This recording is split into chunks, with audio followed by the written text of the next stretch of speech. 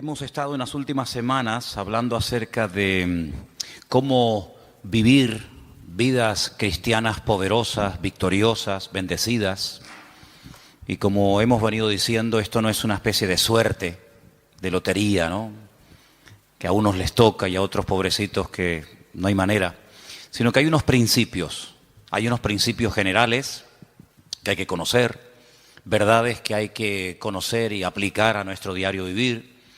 Y esto, ya te digo, no es cuestión de suerte, no es cuestión de decir, bueno, será que porque una persona lleva ya mucho tiempo en el Señor, parece como que ya la victoria es algo que forma parte de su estilo de vida. No tiene nada que ver con el tiempo. De hecho, hay creyentes que llevan muchos años en los caminos del Señor y puede ser que se dé el caso de que todavía no sean victoriosos o vencedores en todas las áreas de su vida.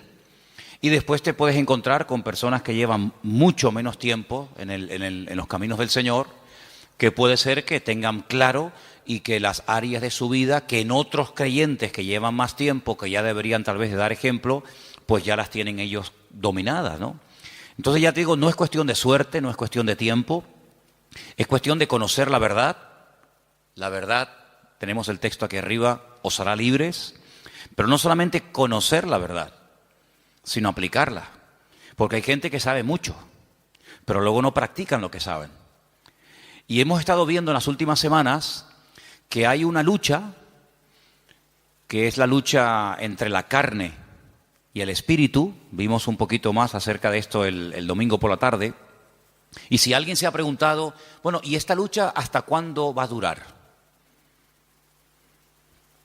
¿Hasta cuándo vamos a tener luchas con el carácter, con nosotros mismos, con los problemas y tentaciones de la vida? ¿Hasta cuándo? ¿Será que esto es al principio, primer año? Claro, todo está empezando, todo es nuevo. Ya en el segundo año, un poco menos, y ya a partir del tercero, cuarto, quinto año, ya estas luchas entre carne y espíritu desaparecen completamente. ¿Podríamos dar esa respuesta a una persona que se pregunta cuánto tiempo dura la guerra, la batalla entre la carne y el espíritu? Pues no, sería totalmente incierto, sería falso. Esto no es cuestión de decir, bueno, los primeros años van a ser años duros, difíciles, porque es el tiempo en el que estamos aprendiendo y poniendo la base, el fundamento de nuestra vida, pero luego ya después, olvídate, luego ya a disfrutar, a vivir la vida y ya no hay luchas, ni batallas, ni problemas. No es cierto. Si alguien te ha enseñado o si has escuchado a alguien que predica así, pues no es verdad, porque la batalla, la lucha entre la carne y el espíritu durará toda la vida. ¿Amén? Yo sé que algunos dicen, uy, me cuesta decir amén, pero es así de claro, te va a durar toda la vida. Y en esta tarde vamos a leer unos versículos de Gálatas capítulo 5 que se parecen mucho, mucho a los versículos que leímos el domingo por la tarde, que era el capítulo 8 de Romanos. Ahora pues ninguna condenación hay para los que están en Cristo Jesús, los que no andan conforme a la carne, sino conforme al Espíritu. Y vimos cómo el capítulo 8 de Romanos, que es un capítulo extraordinario, donde las palabras claves son carne y espíritu, espíritu y carne, aparecen muchas veces con diferentes connotaciones, con diferentes aplicaciones. Ahora cuando comencemos a leer en Gálatas capítulo 5, verso del 16 en adelante, te va a dar la impresión, te va a dar la sensación de que seguimos leyendo la carta de Pablo a los romanos, pero no tiene nada que ver con la carta de Pablo a los romanos. Esta es otra, esta es la carta a los Gálatas. Y voy a comenzar a leer a partir del versículo 16. Digo pues, andad en el Espíritu. Ya esto ya lo había dicho también a los romanos. No satisfagáis los deseos de la carne, porque el deseo de la carne es contra el Espíritu, y el del Espíritu es contra la carne. Y estos se oponen entre sí, para que no hagáis lo que quisierais. Pero si sois guiados por el Espíritu, no estáis bajo la ley. Manifiestas son las obras de la carne. Y ahora usted, si quiere, las puede ir contando para que usted se dé cuenta cuántas manifestaciones diferentes hay de la carne. Lectura que, por cierto, se leyó también el domingo a la tarde, solamente la volvemos a repetir. Las obras de la carne son manifiestas y son adulterio, fornicación, inmundicia, lascivia, idolatría, hechicerías, enemistades, pleitos, celos, iras, contiendas, disensiones, herejías, envidias, homicidios, borracheras, orgías, y no ha terminado la lista, sino que simplemente la acorta y dice, y cosas semejantes a estas, y que hay más, acerca de las cuales os amonesto, como ya os lo he dicho antes, que los que practican tales cosas no heredarán el reino de Dios. Y ahora cambia completamente el tono. Ahora se va al tema del Espíritu y dice, mas el fruto del Espíritu es amor, gozo, paz, paciencia, benignidad, bondad, fe, mansedumbre, templanza. Contra tales cosas no hay ley. Los que son de Cristo han crucificado la carne con sus pasiones y deseos. Si vivimos por el Espíritu, andemos también por el Espíritu. No nos hagamos vanagloriosos e irritándonos unos a otros, envidiándonos unos a otros. Si Pablo nos presenta un panorama muy real. Pablo en ningún momento presenta las iglesias que él pastoreó y fundó en su época como iglesias, como comunidades perfectas, donde no había celos, envidias, no había en definitiva pecado. Claro, si así fuera, nosotros nos sentaría muy mal y nos sentiríamos como los peores cristianos del mundo si leyéramos que los Gálatas, los Corintios, los Filipenses, los Tesalonicenses eran hermanos donde nunca ocurría nada malo, nada negativo, no había envidias, ni peleas, ni celos, ni discrepancias entre los hermanos. Pues nosotros al leer eso, si fuera así, diríamos, Señor, pero qué malos somos. Somos unos pésimos cristianos, porque mira cómo vivían nuestros hermanos del siglo I, sin criticarse, sin tener envidia entre ellos, sin haber competiciones, celos, divisiones, ¿verdad? Sin embargo, el panorama es todo lo contrario. Es todo lo contrario. Mire, si fuéramos a la primera iglesia, a la iglesia primitiva, la iglesia madre, la iglesia de Jerusalén, una iglesia, pues imagínate tú, estaban allí todos los apóstoles, todos los discípulos del Señor, atendiendo, pastoreando la iglesia. De los 12, eran 11, porque uno, todos sabemos que se quitó la vida, Judas, pero el resto estaban allí. Ahí estaba Juan, estaba Tomás, estaba Pedro, estaba Santiago.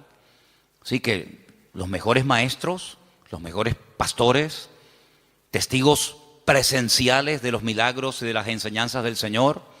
Algo increíble, una iglesia próspera. Dice la Biblia que no había necesitados entre ellos, no había necesitados.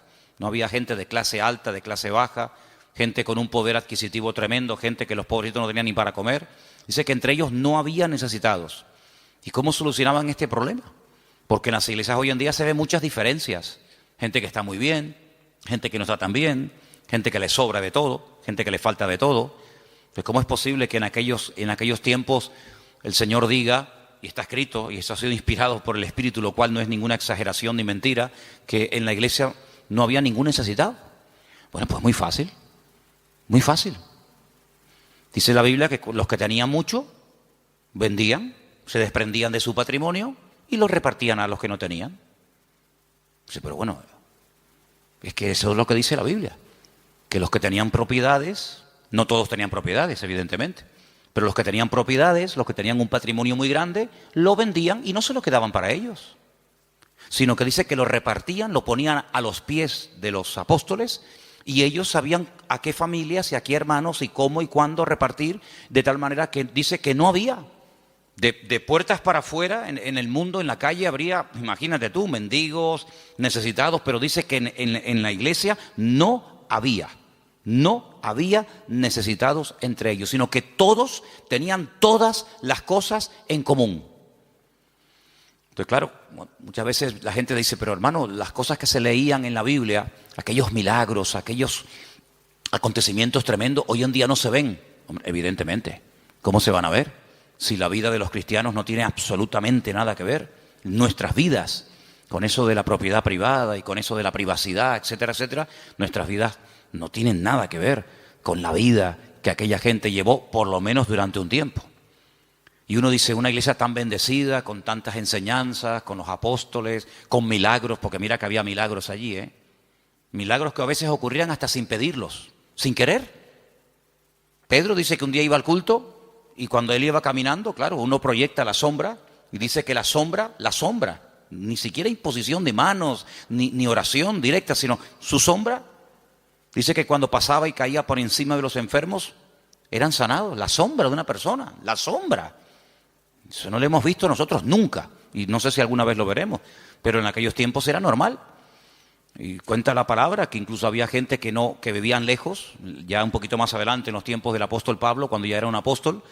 Y dice que había personas que vivían lejos, incluso que tenían problemas con demonios terribles, y Pablo se quitaba una prenda de su ropa, un pañuelo o lo que fuera, y se lo mandaban a través de un familiar o de un vecino o de un amigo, y cuando se lo ponían encima aquella persona se sanaba, era liberado. Unas cosas increíbles, ¿no? Increíbles.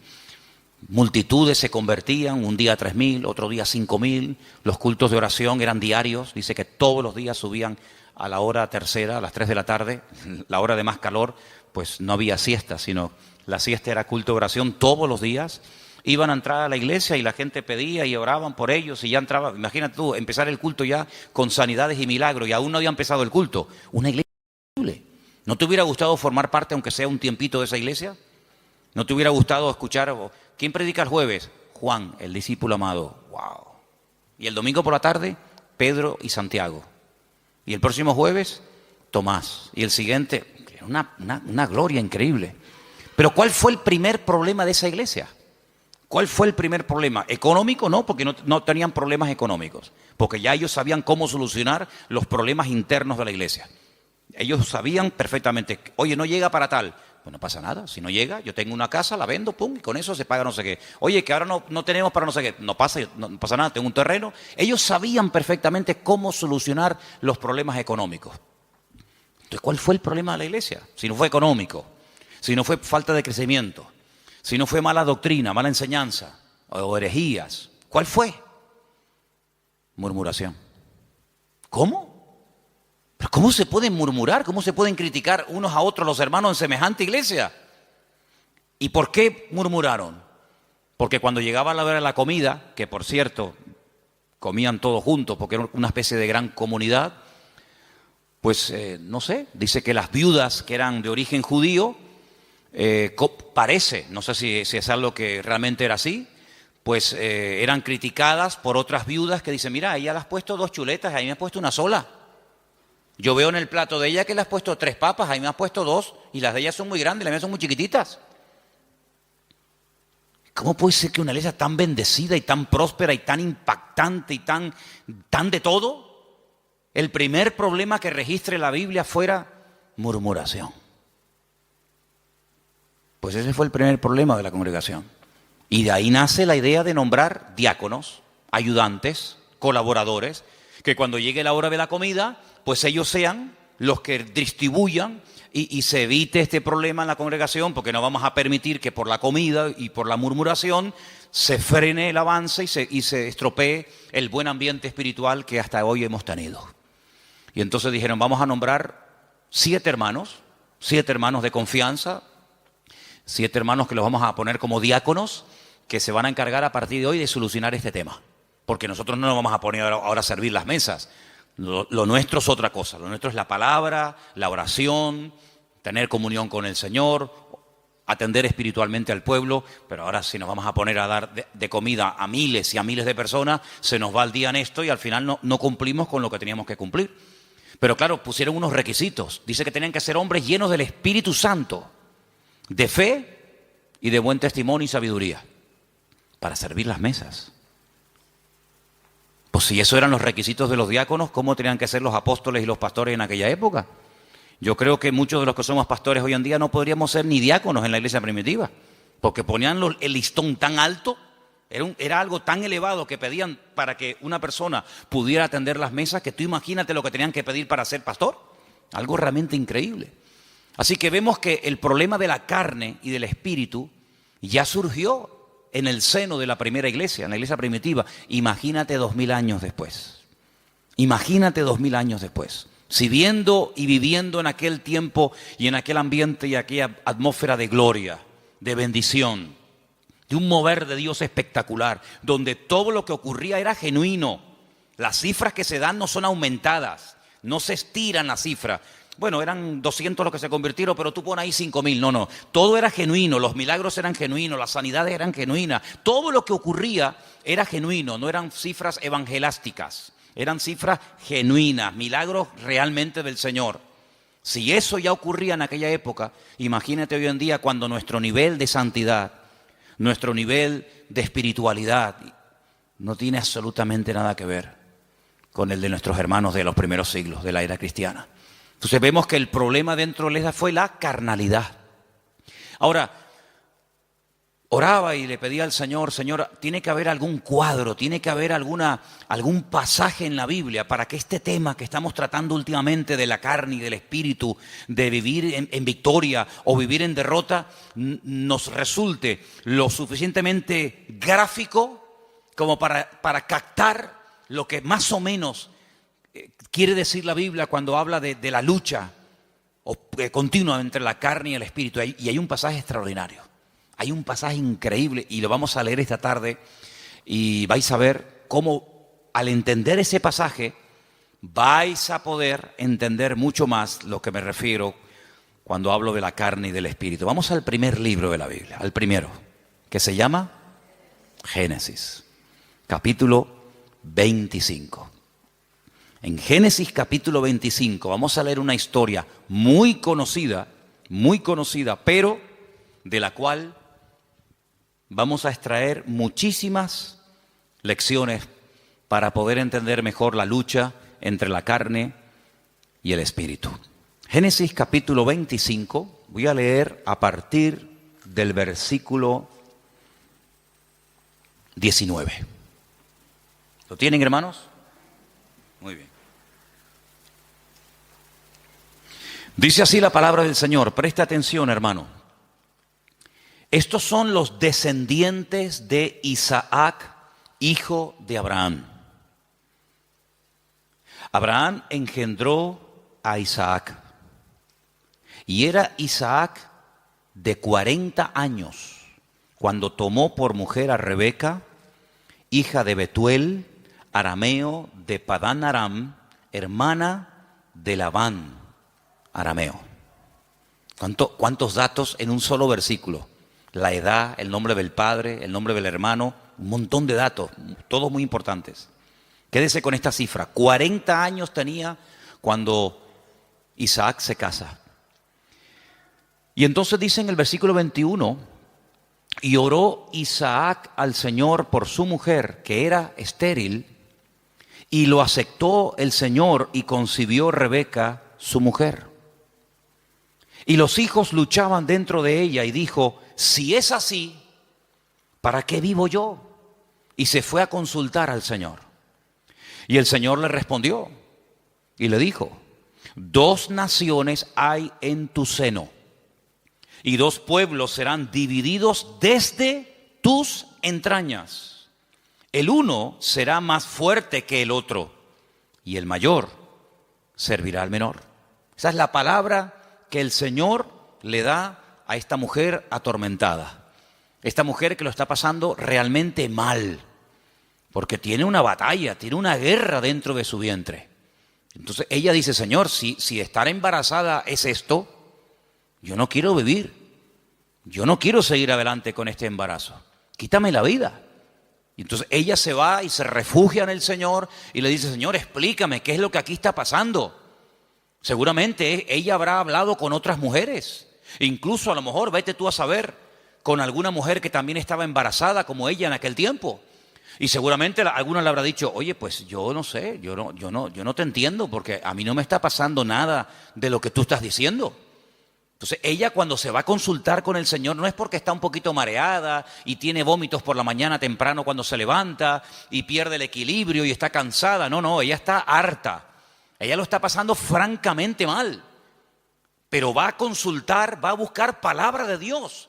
No va a quejarse, no va puerta por puerta, sino que ella va al único que le puede decir qué es lo que está pasando.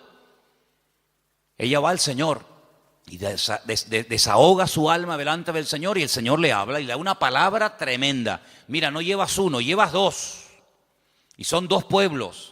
Y están peleándose desde tu vientre. Y siempre será así. Y el mayor servirá al menor. Y entonces ya ella más o menos entiende qué es lo que está pasando. Seguimos. Versículo 24. Cuando se cumplieron los días para dar a luz, he aquí había gemelos en su vientre. Ya se lo había dicho el Señor, que había dos, no uno. Luego, aquí vemos que la primera parte de la palabra, no llevas uno, sino llevas dos, se está cumpliendo. Cuando ella vio salir uno y vio salir al otro, ella seguramente habrá recordado lo que el Señor le había dicho. Dos, llevas dos, no uno, dos.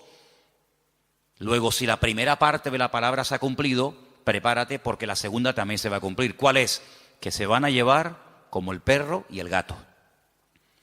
Que el mayor va a terminar sirviendo al menor. Que están divididos, enfrentados, peleados desde el vientre, ya están peleándose. Imagínate cuando sean grandes. Entonces dice en el versículo 25 que salió el primero. Dice rubio, ahora hablaremos acerca de eso. Y era todo velludo, como una pelliza. Y llamaron su nombre Esaú. Fíjate que en el versículo 25 dice, y salió el primero. Ahora tendría que decir el siguiente versículo, y salió el segundo, ¿sí o no?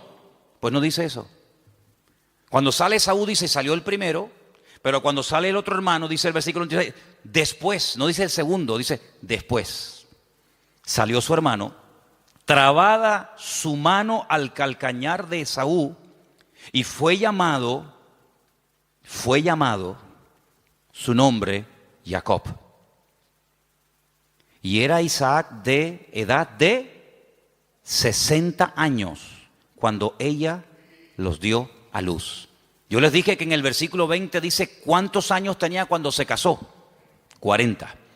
Y al final del versículo 26 dice cuántos años tenía cuando fueron padres. 60. Es decir, que durante 20 años intentaron ser padres y no pasaba nada. Dice la Biblia que ella era estéril.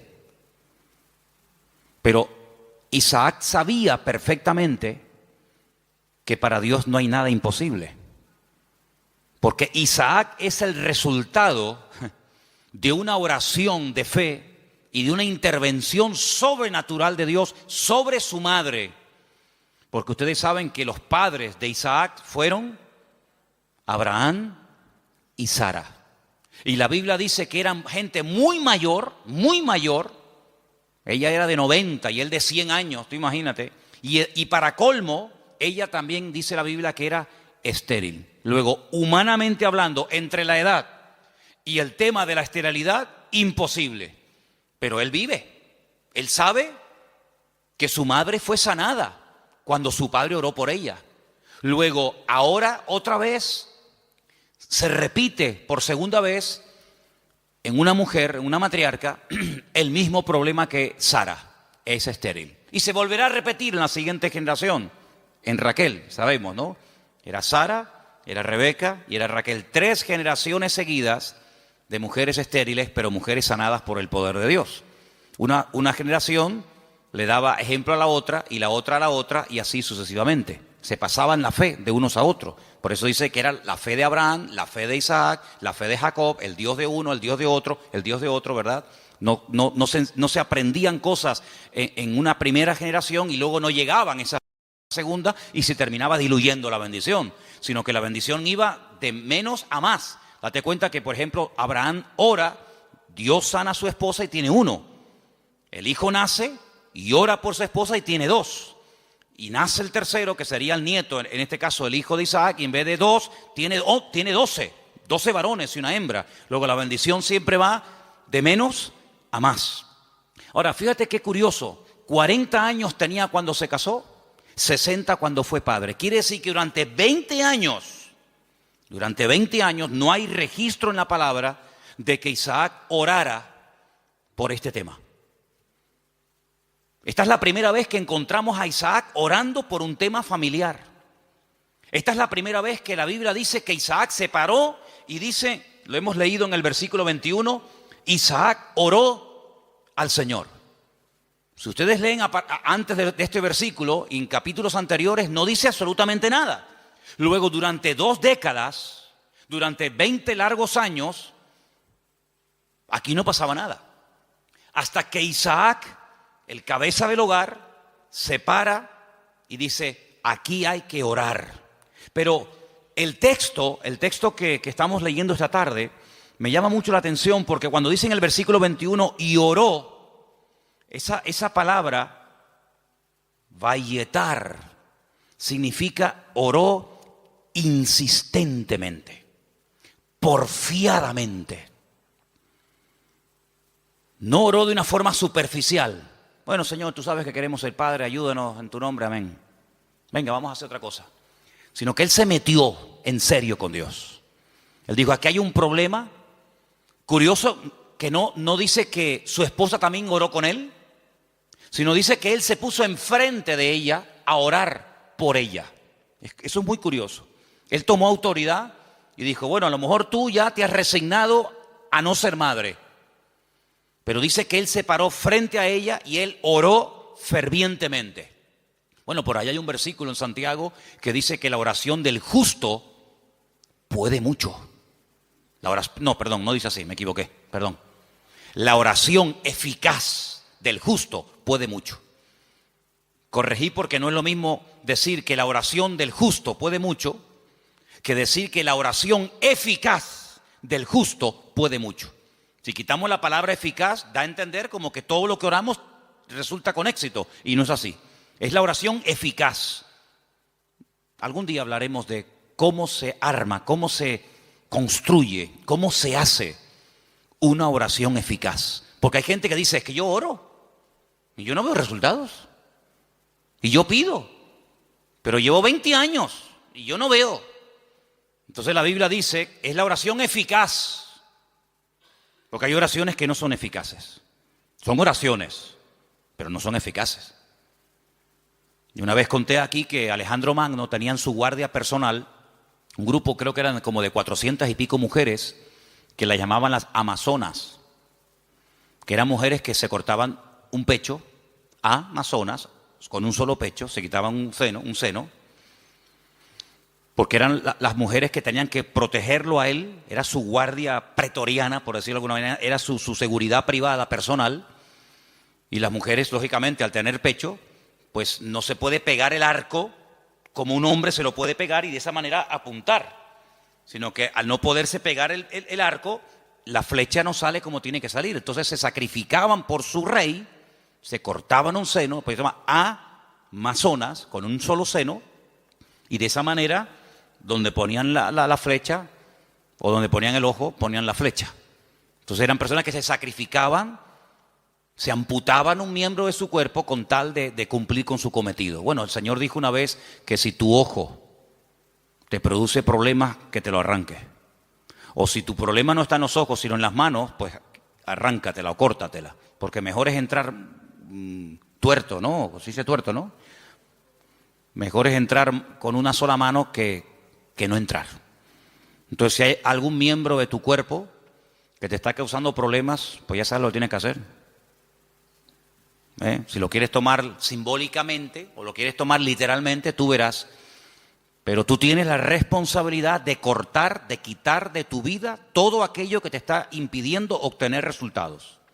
Sea mano, sea ojo, sea televisión, sea internet, sea móvil, sea amigo, sea novia, sea novio, sea vecino, sea vecina, sea perro, sea coche, sea moto, sea deporte, sea lo que sea, sea lo que sea. Cuando hablamos de acerca del ojo, no es que necesariamente me voy a arrancar el ojo, porque puedo seguir viendo por el otro. Entonces, estamos en la misma. Sino es todo lo que entra, porque dice la Biblia en Eclesiastés, cuando describe el cuerpo humano, ustedes saben que hay una descripción del cuerpo humano desde la cabeza hasta la coronilla, desde la coronilla hasta la planta de los pies. Cuando él llega a la parte de la visión, él dice que son las ventanas. Las ventanas. Y el Señor dijo, si tu ojo es bueno, Si lo que tú ves, si lo que entra por las ventanas es bueno, todo tu cuerpo estará lleno de luz. Pero si tú abres la ventana, que son los ojos son las ventanas del alma. Con el alma tú la alimentas con lo que ves. La carne se alimenta con lo que ves. De hecho, lo que ves es lo que después la carne desea. Entonces, de ahí viene el refrán, ojos que no ven, corazón que no siente, ¿verdad? Entonces, cuando tú tienes las ventanas abiertas, pues tienes que saber seleccionar, porque hay cosas que mejor no verlas. Exactamente es con la mano. La mano es, digamos, el miembro que habla acerca de lo que hacemos.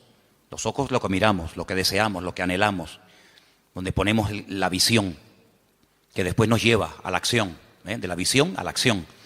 Pero la mano representa la acción en sí misma. Hacemos con las manos. Cristo sanaba a los enfermos con las manos, tocaba a los enfermos, multiplicaba los panes y los peces. Las manos son, digamos, el medio, hablando de una forma simbólica de lo que hacemos, de lo que ejecutamos. Entonces, si lo que estás haciendo o lo que estás viendo, lo que está entrando en definitiva en tu mente y lo que posteriormente sale te está causando problemas, tienes que tomar medidas preventivas primero. Si ya no funcionan las medidas preventivas, entonces otro tipo de medidas, pero lo que no puede ser es que la carne esté superando la vida en el espíritu, porque dice la Biblia que los que viven en la carne no pueden agradar a Dios. Y los que son guiados según la carne van a la muerte, a la destrucción. Por lo tanto, hay esa lucha que vemos desde el vientre de la madre de esta mujer, de Rebeca, con estos dos hijos. Ahora, después dice, en el mismo versículo 21, cuando yo he dicho vayetar, significa orar porfiadamente, insistentemente, en el mismo versículo, cuando dice, y aceptó el Señor, ¿lo veis? Es la misma palabra, pero se pronuncia de una forma diferente, vayater. Vayater, vayatar, vayater. Se escribe igual, pero las vocales se ponen diferentes. ¿Y saben lo que significa eso? Aquí se ha traducido por aceptó el Señor. Aceptó el Señor.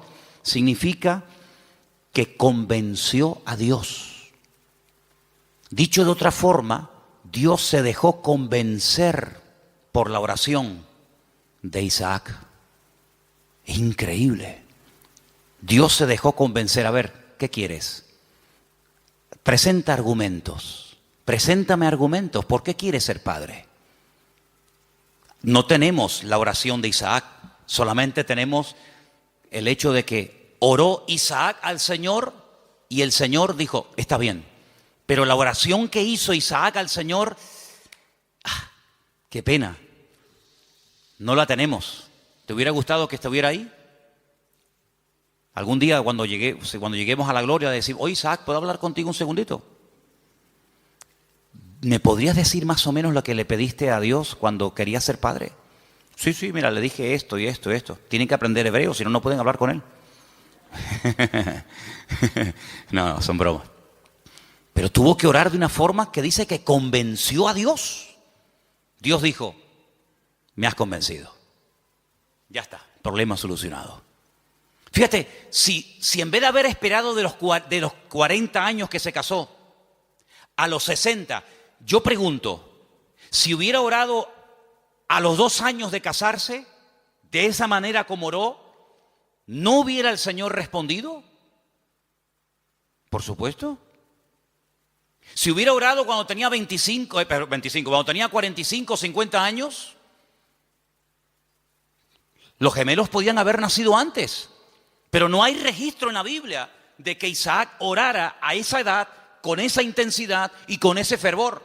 Pero sí hay registro en la Biblia, a los 60 años, cuando él ora, el Señor se deja convencer. Los argumentos que presentó Isaac, pienso yo que un argumento podía haber sido este. Señor, tú le dijiste a mi padre que en ti serían benditas todas las naciones de la tierra y que tú le darías un heredero. Y que yo sería el hijo de la promesa. Pero Señor, cuando yo me muera, mi padre vio en mí el cumplimiento de la palabra. Yo soy el hijo de la promesa. Por eso me pusieron Isaac, que significa ríanse, gócense, alégrense. Estaba todo cerrado, estaba todo opuesto. La esterilidad de la madre, la vejez del padre, imposible. Pero ríanse, Isaac. Yo soy el hijo de la promesa, pero ¿y cuando yo me muera? Se acabó la risa, se acabó la alegría. Cuando yo y mi mujer nos muramos, ya no hay continuidad. La bendición nació y murió con nosotros. ¿Cómo puede ser esto? Señor, dame hijos para que siga la bendición. Y ahí presenta argumentos. Y ahí, en el buen sentido de la palabra, Isaac dialoga, discute, pelea con Dios en oración y dice, Vayater, Dios se dejó convencer. Estoy de acuerdo, Isaac, perfecto. Tu mujer a partir de ahora quedará embarazada. Qué tremendo, ¿eh? Qué tremendo. Si nos tomáramos más en serio, no solo la oración, sino cómo oramos, qué diferente sería nuestra vida, ¿sí o no? A veces no tenemos suficiente fe. Yo sé que la fe la tenemos que poner en el Señor, eso lo tengo más claro que el agua. Pero el Señor nos ha dado un medio poderosísimo, que es la oración. Si lo usáramos más, si oráramos más fervientemente, y esto no tiene nada que ver con el carácter de uno, porque Santiago cuando dice que la oración eficaz del justo puede mucho, pone un ejemplo. Uno dice, bueno, oración eficaz de un justo, a ver, ¿quién podría ser? ¿Quién? No hace falta que te rompas la cabeza. Santiago dice, Elías era un hombre, dice, sujeto a pasiones semejantes a las nuestras. Cuando se enfadaba Elías, hermano, sal corriendo, Sal corriendo, que cuando éste se enfada, ora a Dios, te cae una llama de fuego encima y te fulmina, Estaban un día en lo alto de una montaña y el rey dice, llámenme al profeta. Y llega un capitán con sus soldados y le dice, varón de Dios. Así como no le gustó mucho el tonito, ¿no? No le gustó mucho la forma tal vez como se lo dijo. Y Elías se le queda mirando y le dice, varón de Dios, ¿no? Así como con rintintín. Si yo soy varón de Dios, que quede bien claro y que caiga fuego del cielo y lo hace. Los calcinó a los 50. Hicieron un asado ese día ahí en medio del campo. Al día siguiente el rey dice, bueno, esto habrá sido, no sé, una casualidad. Venga, vayan a buscarme a ese hombre. Varón de Dios, venga, date prisa. Sí, si yo soy varón de Dios, que quede bien claro. ¡Fum! Ya van 100. Un olor a carne en la atmósfera había terrible, ¿no? Tercer grupo, vayan a buscarme a ese hombre. Cuando llega el tercero se tira a tierra y dice, gran varón de Dios, ten misericordia de mí, por favor, no me quemes. Te pido, te suplico. Así me gusta. Ahí se baja Elías. Así era Elías, amigo. Así era Elías. Alguien dijo en cierta ocasión que si el Señor no se lleva en un carro de fuego a Elías, le prende fuego a todo el país. Porque para él todos estaban mal. Claro, para él todos estaban mal. En un día, mató a 100 soldados. Días más tarde, a 450 profetas de Baal les cortó el cuello en el monte Carmelo. ¿Pero este quién es? Y después hablan los americanos de Rambo. Esto es increíble, es tremendo este hombre. El Señor se lo tuvo que llevar con él. Pero mira, era un hombre que se desanimaba, ¿sí o no? Señor, quítame la vida, estoy harto, me siento solo, este no es mi sitio, no sé qué, orando tonterías.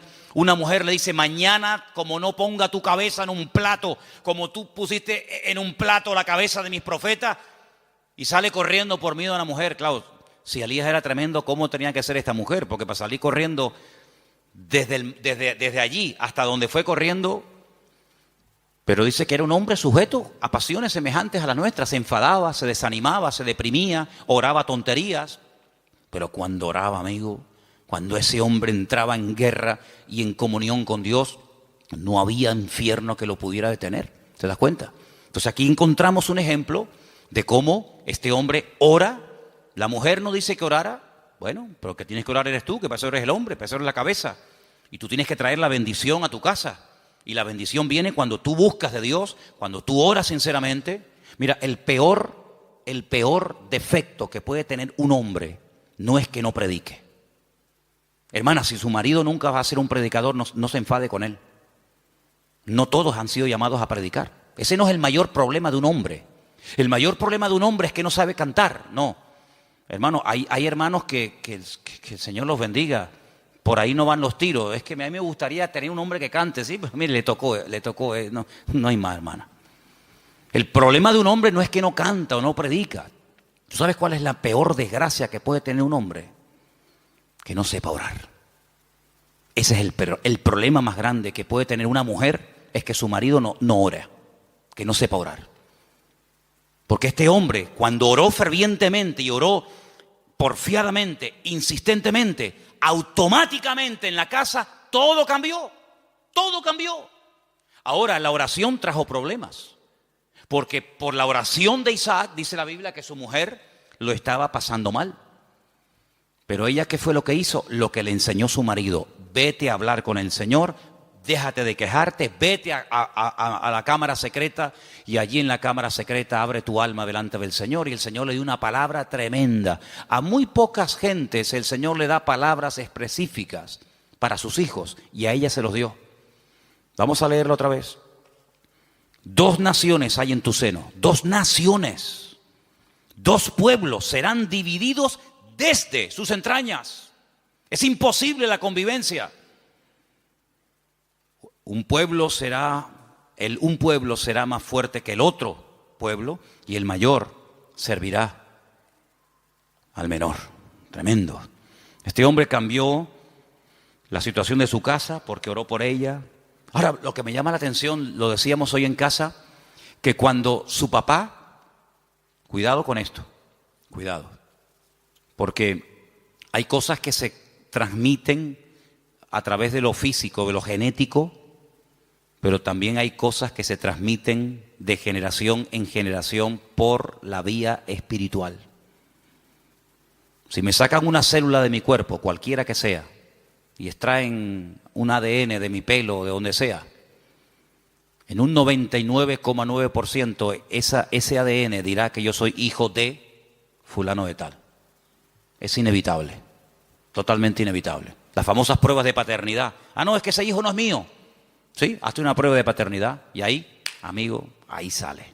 O eres o no eres. Bueno, tal vez no. O eres o no eres. Lo genético, queramos o no, se transmite de generación en generación. ¿Y lo espiritual? Porque dice la Biblia que somos espíritu, alma y cuerpo. Luego transmitimos la genética, y como lo natural es un reflejo de lo espiritual, lo he dicho ya 1.000.000 de veces, pues si transmitimos lo genético, si transmitimos lo físico, lo espiritual, no te quepa la menor duda. Por ahí podríamos un día hablar largo y tendido sobre este tema. Dice la palabra de Dios que tal la madre, tal la hija. ¿Sí o no? Eso dice la Biblia. Tal la madre, tal la hija. No dice tal el padre, tal el hijo. Eso no lo dice. Pero la Biblia se dice tal la madre, tal la hija. Así que mamá, ten cuidado que le estás transmitiendo a tus hijos. Porque la madre transmite mucho más a los hijos de lo que te puedas imaginar. Mucho más a veces que un padre. ¿Qué te parece? La responsabilidad es tremenda. Así que si hay aspectos negativos espiritualmente hablando de tu madre o de tus antepasados, métete en la habitación con el Señor y que Dios corte todo eso lo antes posible. Para que no seas tú una víctima de cosas del pasado. Aunque un día hablaremos más detenidamente sobre todo esto. Pero lo que quiero decir con todo esto es que él no tomó una sierva. Él podía haber dicho, bueno, ¿qué hizo mi padre cuando oró y no venía yo, no nacía yo? ¿Qué hizo mi padre? Tomó una sierva. Era la costumbre de la época. La costumbre, no lo bíblico, no lo correcto. Por dejarse llevar por la costumbre, resulta que hasta el día de hoy estamos pagando las consecuencias de aquello. Porque no fue una palabra dada por el Señor como ahora el Señor le está diciendo a Rebeca lo que le está pasando, sino que fue una costumbre. Cuando la señora de la casa no podía tener hijos, o bien porque fuera estéril, o bien porque fuera demasiado mayor, la costumbre era una criada, la criada de la señora, la criada de confianza de la casa, pues podían tener relaciones sexuales, el amo con ella, y ese hijo que naciera se consideraba hijo legítimo del matrimonio. De hecho, había prácticas que a la hora de parir se ponía una debajo y otra arriba, y las dos hacían como que estaban pariendo, y no, era toda una historia, ¿no? Isaac podía haber dicho, bueno, pues yo voy a hacer lo mismo. Él no hizo eso. Porque él aprendió que imitar lo que otros hacen para obtener resultados no es lo correcto. No hay que imitar lo que hacen otros y mucho menos tomar costumbres y aplicarlas como si fueran principios bíblicos. Tú no tienes que imitar a nadie. Es que mi padre lo hizo, pero eso no significa que tú lo vas a hacer. Mira, hay un momento en la vida de Isaac en el que él tiene la tentación de hacer lo mismo que hizo su padre. No con la criada, ya eso lo dejamos bien claro, porque Isaac prefirió esperar en Dios 20 años que precipitarse y adelantarse, como hizo su padre con Agar, y fue un desastre. Que al final saben que tuvo que expulsarla, al hijo, etcétera, etcétera. Pero hay un momento en el que él quiere bajar a Egipto, porque su papá bajó a Egipto. Y entonces el Señor lo para y le dice, no, tú no bajas a Egipto. Entonces no tengas la tendencia de imitar, de copiar, de hacer lo que otros hacen, porque en ese caso le resultó favorable o tuvo algún éxito o tuvo alguna bendición. Dios no es un Dios de métodos, es un Dios de principios. ¿Cuántos dicen amén? Usted no tiene que imitar, no es que, es como por ejemplo, usted sabe que cuando hay una persona enferma, siempre hay alguien que se te acerca a decirte lo que tienes que tomar. Cuando hace poco tenía la garganta mal, me afectó un poco la garganta, si yo me hubiera tomado todo lo que me dijeron, me hubieran envenenado. Me hubieran envenenado. No, tienes que tomarte tomillo con un poco de orégano y con una cuchara y una yema de huevo. Al rato venía otro. No, lo que tú tienes que hacer es tomarte gárgaras de limón con miel por la mañana. Venía otra. No, lo tienes que hacer de una infusión de jengibre. Si yo llego a mezclar todo eso, estaría muerto. Porque todos tenemos siempre la tendencia de decir a los demás lo que tienen que hacer. Y aquí vemos algo muy importante. Isaac dijo, mi padre hizo mal. Pero yo no voy a imitar a mi padre. Yo voy a orar al Señor, y aunque seguramente Isaac tenía muchas criadas y muchas siervas, yo no voy a hacer eso.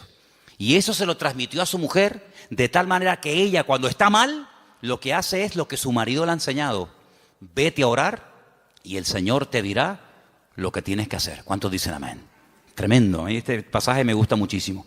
Así que no toma el ejemplo de su padre, pero ahora vamos al versículo donde dice que los hijos luchaban dentro de ella. Dentro de ella. Hay otra versión que dice se agitaban. Hay una palabra un poquito extraña en hebreo que es vayitrosasú, algo así, que viene de la raíz ratz, que significa correr, destrozar, aplastar. Se estaban matando los hermanos en el vientre de la madre. No es que decía, échate un poquito para allá, como por las noches, ¿no? Cuando estamos durmiendo, sobre todo cuando hay calor, ¿no? Los matrimonios, cuando hay calor, que dice, échate para allá. Cuando hace frío, dice, échate para acá. No es que quedamos, para allá o para acá, depende de la estación. Échate para allá, échate para acá. No es que estaban ahí incómodos, ¿no? ¿Verdad? Sino que se estaban matando. Querían salir los dos antes de tiempo. Se estaban aplastando, se estaban dando una cuerada entre ellos tremenda. Ahora tú imagínate tener dos, si ya uno es complicado, imagínate tener dos que se están matando y peleando el uno al otro. Bueno, el otro día me contaron algo, yo no sé si era verdad o no, pero dice que una madre embarazada denunció a su hijo antes de nacer, porque le estaba dando un mal embarazo. Lo denunció. Y dice que un juez aceptó la denuncia y que cuando salga niño, no sé, lo llevarán a comisaría o le pondrán las esposas, yo no sé. Denunció al hijo porque le estaba causando problemas al embarazo. Oye, hay que estar de verdad. Después dicen que nosotros estamos locos, pero el mundo está, bendito sea Dios. Denunció al bebé que aún no ha nacido. Imagínate tú, su propia madre. Pórtate bien, que te portes bien, que no te muevas. Imagínate dos peleándose ahí, matándose y pellizcándose y pegándose puñetazos. Es que hay dos dentro. Y uno es completamente diferente al otro. Y ahí es el cuadro que yo estoy utilizando esta tarde para reflejarles la realidad de la batalla que hay entre la carne y el espíritu. Uno tendría que sentirse tan mal como se sintió Rebeca Cuando hay esa batalla interior dentro de nosotros entre la carne y el espíritu, que no nos queda más remedio que ir a hablar con Dios y desahogarnos con el Señor.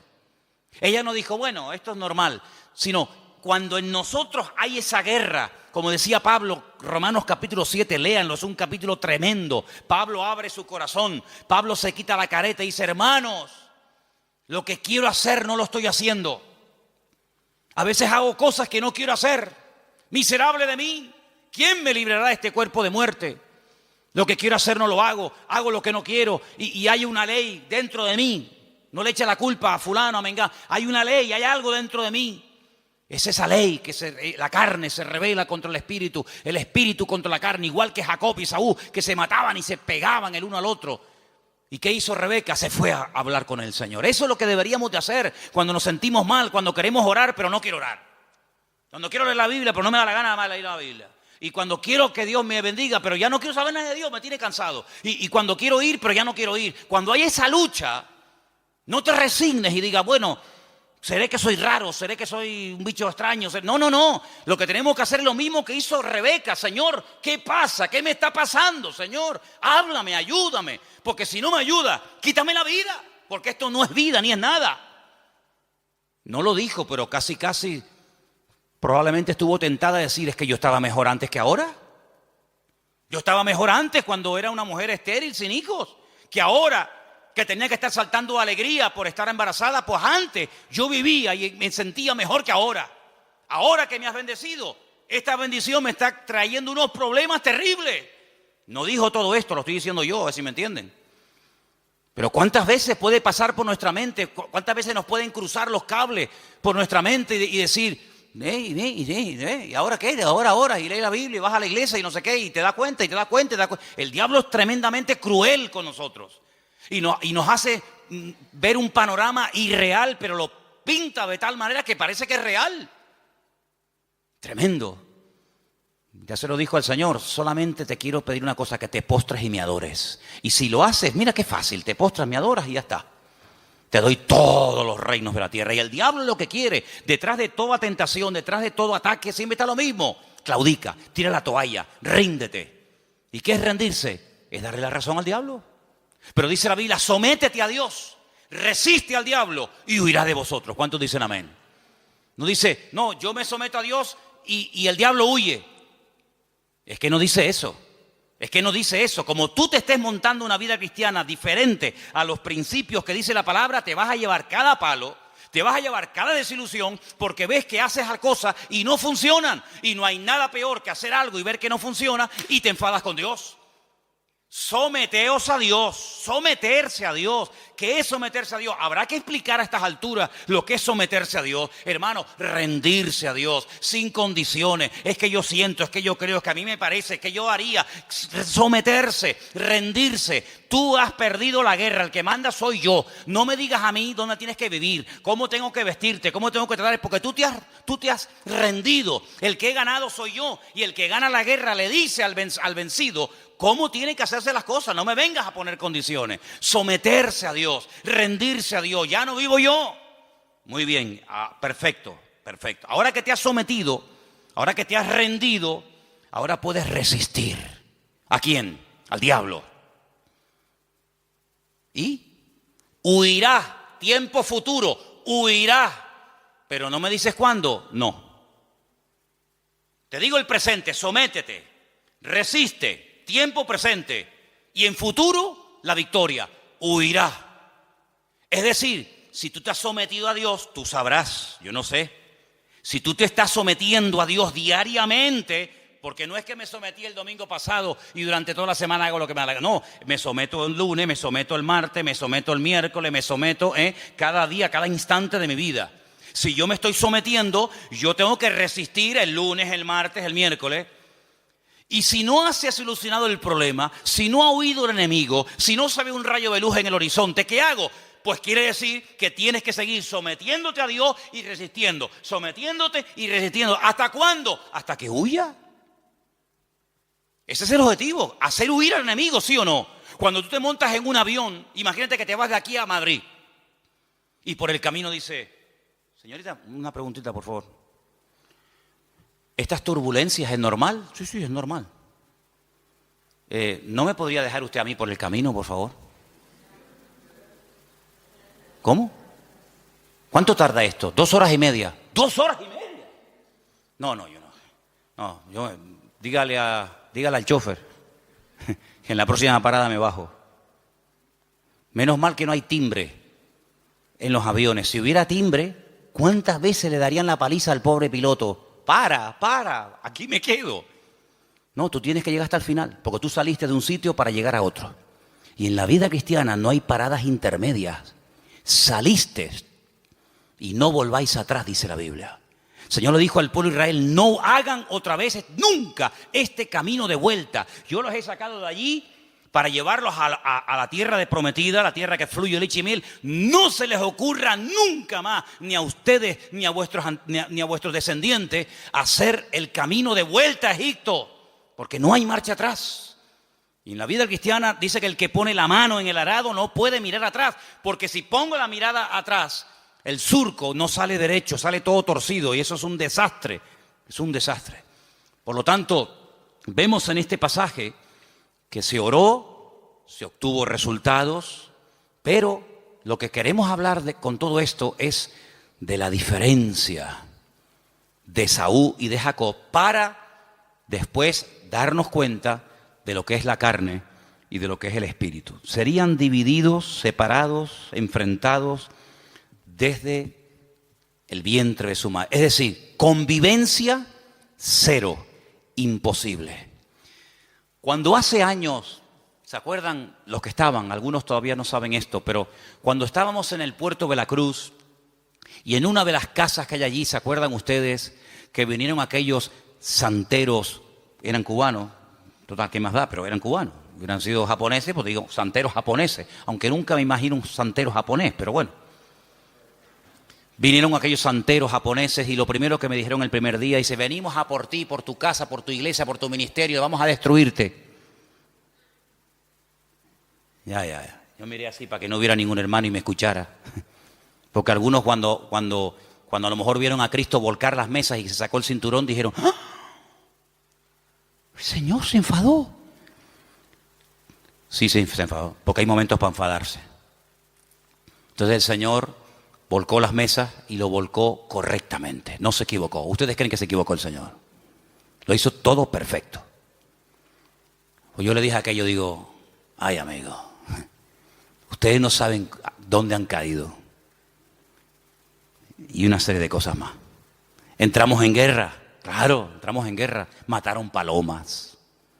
Me iba por las mañanas allí, tenían todo el patio lleno de huevos, de plumas, de sangre, un pavo degollado, velas negras, cocos, no sé qué. Y yo digo, tú sigue haciendo lo que quieras. Sí, haz lo que quieras. Como si quieres matar una piara de cochinos aquí en el patio, me da exactamente igual. Y el Señor me dio una palabra orando una noche en el muro allí en Jerusalén. Y me dijo, de aquí a poco se irán y no los verás nunca más. Mirarás y el malo ya no estará. Y nunca más lo verás. ¿Qué te parece? Entramos en guerra, se fueron, no como vinieron. Cuando alguien viene a hacerte daño no se va igual que como vino. No. En el mundo espiritual no. En el mundo puede ser. Pero en el mundo espiritual, cuando alguien viene a hacerte daño no se va igual que cuando vino. Se va peor. Se va dividido. Dice, por un camino viene y por 7 se marchan. Sí, la reacción a nuestro favor siempre es en contra del enemigo, evidentemente. Y llegó un día en el que yo dije, ya está, se acabó. Uno de ellos me llamó. Me llamó aparte y me dice, ¿puedo hablar con usted?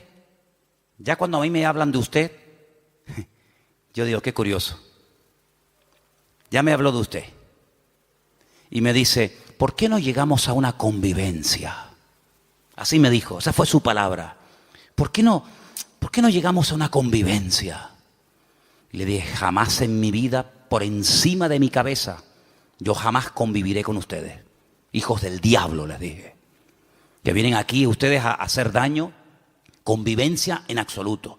La única convivencia que hay es que ustedes quemen toda esa basura, lleguen adentro a la iglesia, se conviertan y le pidan perdón a Dios por lo que están haciendo. Se fue, imagínate tú, como un saltaperico. ¿Qué te parece, amigo? Convivencia, principio del fin. ¿Ya quieren convivir? Pues ya saben que no pueden, vamos a convivir. No habrá nunca convivencia entre Esaú y Jacob, jamás. Es más, la debilidad y la derrota de uno fortalece y le da la victoria al otro. No pueden estar los dos como cabeza. Cuando uno está como cabeza, el otro tiene que estar como cola. Y cuando el otro está como cola, el otro está como cabeza. Es algo antagónico, no pueden estar los dos en la cúspide de la pirámide. O uno está arriba o el otro está abajo. De hecho, cuando uno está arriba es porque se ha fortalecido con la debilidad del otro.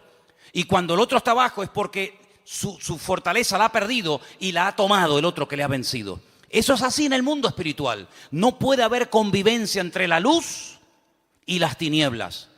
Donde hay luz, no hay tinieblas.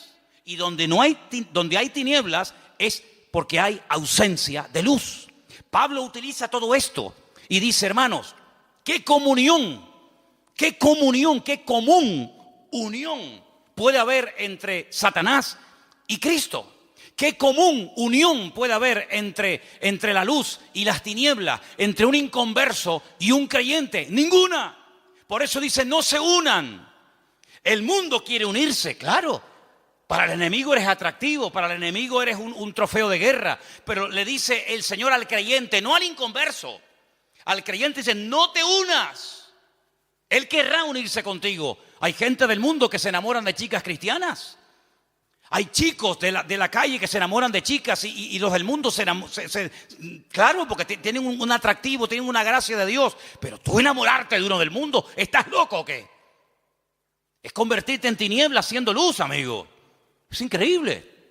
No hay ningún tipo de convivencia y por eso lo que el Señor le está diciendo a esta mujer, a Rebeca, es que no habrá convivencia ni dentro ni fuera, ni cuando son chicos ni cuando son grandes. Y cuando los dos nacieron, dice la Biblia que uno era de una manera y otro era de otra. Es decir, natural reflejaba lo distinto que eran el uno del otro.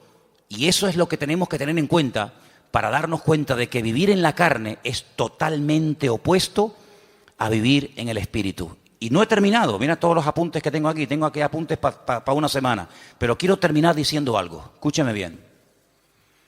Si alguien se pregunta, ¿y puedo vivir un poquito en la carne y un poco en el espíritu? Por ejemplo, sábado hay culto de jóvenes, ¿no? ¿Sí o no? Bueno, pues el sábado canto, oro, alabo a Dios. El domingo también, porque hay culto, entonces tengo que portar bien. No puedo comportarme mal, ni decir palabrotas, ni... Sábado y domingo está bien, total.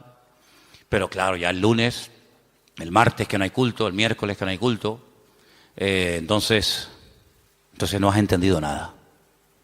Porque no se puede convivir, no se puede vivir en la carne y en el espíritu. Hubo un hombre en la iglesia de Corinto que estaba dentro de la iglesia, dentro del cuerpo de Cristo, pero estaba viviendo en la carne. ¿Sabéis el caso, no? Dice la Biblia que el pecado que estaba cometiendo, cuando Pablo se lo comenta, dice, oye, pasa esto y esto. ¿Cómo? Dice, lo que ese hombre está haciendo, el pecado que está cometiendo ese perverso, lo llama así la Biblia, perverso, que viene de pervertido. Dice, ni los del mundo lo practican. Ni los del mundo están viviendo en tanto desorden como ese que se llama hermano, pero se ha metido dentro de la congregación y no tiene nada que ver con una vida de un cristiano. Pablo dice, yo ya lo tengo claro. Bíblicamente dice, yo ya he juzgado ese caso. Yo ya lo he juzgado. Juntaos vosotros con mi postura, con mi espíritu, con mi determinación y cogerlo y sacarlo de ahí. Entréguenselo a Satanás para que destruya la carne a ver si su espíritu se salva. Una cosa increíble. Entonces le dijeron, mira, ven para acá, aquí no puedes venir más. Te estaba acostando con la mujer de su marido, de su padre, que a lo mejor no era su madre, pero podía ser la madrastra. Estaba teniendo relaciones sexuales con la mujer de su padre. Y Pablo dice, pues pero eso ni en el mundo se hace eso. Ni en el mundo se comentan esos pecados. Cójalo, dice que lo echaron fuera para que Satanás lo zarandeara, lo sacudiera. Cuando tú sales de la iglesia, el diablo te dice, ven. El 4 de junio tú estabas aquí en la plataforma llorando, diciendo, Señor, usa mi vida, voy a servirte, cuenta conmigo, diablo, te reprendo, te ato. Y el diablo escuchando.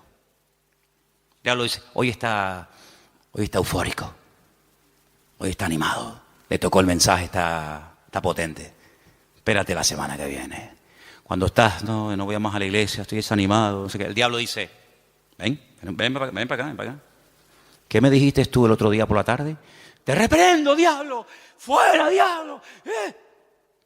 Ven, te mete una sacudida en un minuto que tus 6 meses de cristiano te los tira por tierra, amigo. Te mete una tunda que en algunos casos algunos ni se levantan. Fíjate lo que te digo, ¿eh?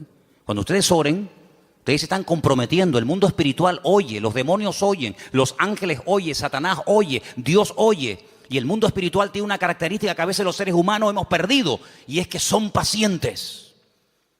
Son pacientes, saben esperar, son sigilosos como la serpiente, que están horas y horas y horas en un charco de agua colgados en un palo.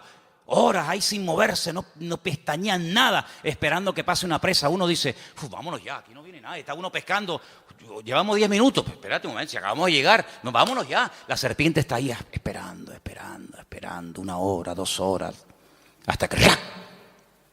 Son así, amigos. Entonces el diablo en el mundo espiritual hay esa característica de saber esperar. ¿No dice la Biblia que está como un león rugiente? ¿Buscando a quién? ¿A quién devorar? A veces no lo tiene fácil, hay que ser sincero. A veces no encuentra uno una presa fácil. Pero cuando el lobo, cuando el león, cuando el animal que va a cazar, que vive de la carne, de lo que mata, va a cazar, no ataca al primero que ve. Jamás hace eso. Se sube en un lugar alto y observa la manada. Hay 3000 ñus, 200 cebras, 400 antílopes. ¿Y a dónde ataco? ¿A dónde voy? Espera. Empiezan a observar. Uy, aquel camina raro. Empiezan a mirar. Va cojo, es mayor. Se cansa, va al último. Hacen una estrategia de tal manera que a ese, que no puede ir al ritmo de los otros, lo aísla, la manada se va, lo deja solo, y cuando está solo, encima, débil, enfermo, se le tiran encima y se acabó. El diablo es un ladrón que viene a hurtar.